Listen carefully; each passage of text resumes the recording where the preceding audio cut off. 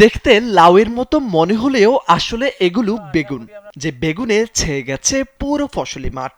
১ acre জমিতে বেগুন চাষ করে রীতিমতো বাজিমাত করেছেন এই কৃষক।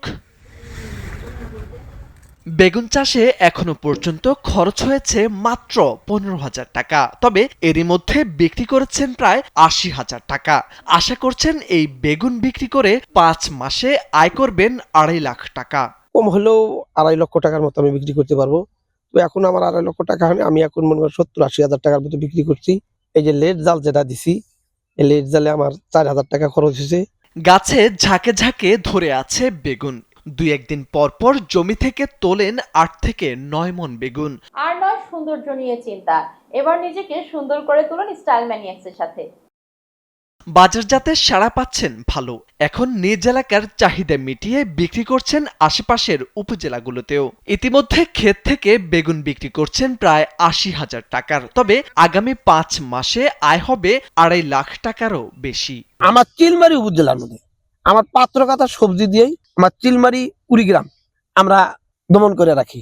আমাদের এই সবজি দিয়ে চিলমারি, আমরা কুড়িগ্রাম, উলিপুর এই চাহিদাটা মেটে। কুড়িগ্রামের চিলমারী উপজেলার শাববাদ এলাকার কৃষক রবিউল ইসলাম উপজেলা কৃষি অফিস থেকে প্রণোদনার বীজ ও সার এবং আনুষঙ্গিক কিছু নগদ অর্থ পেয়ে শুরু করেছিলেন বেগুন চাষ।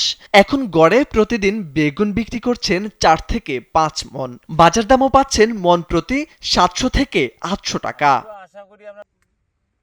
এদিকে কৃষি অফিস থেকে সবসময় কৃষকদের পরামর্শ ও সার বীজ দেওয়া হচ্ছে বলে জানান এই কৃষি কর্মকর্তারা। ৬,০০০ চারা এবং কিছু সার সরবরাহ দেই। উনি এর আলোকে এই বেগুন ক্ষেতটি ১ একর জমিতে স্থাপন করার পরে আমরা মাঝে মধ্যে এর পরিচর্যা এবং দেখাশোনা করি, ওনাকে বিভিন্ন প্রকারের পরামর্শ প্রদান করি। ১ একর জমিতে এটি চাষাবাদ করে বেশ ভালো লাভবান হয়েছে। আমরা পর্যায়ক্রমে অন্যান্য কৃষককে দেওয়ার চেষ্টা করছি এবং শাকসবজি আমাদের চিলমারিতে রবি মৌসুমে যেহেতু আমাদের মূল টার্গেট, অন্যান্য মৌসুমে আমাদের বন্যার কারণে একটু শাকসবজি কম হয়, রবি মৌসুমে আমরা এটাকে বেস করে আমরা শাকসবজির আবাদ বৃদ্ধি করার চেষ্টা করছি। চিলমারী উপজেলায় রবি মৌসুমে ৫৫০ হেক্টর জমিতে শাকসবজি চাষ হয়েছে। এর মধ্যে বাঁধাকপি, ফুলকপি, টমেটো, বেগুন সহ অন্যান্য শীতকালীন সবজি রয়েছে।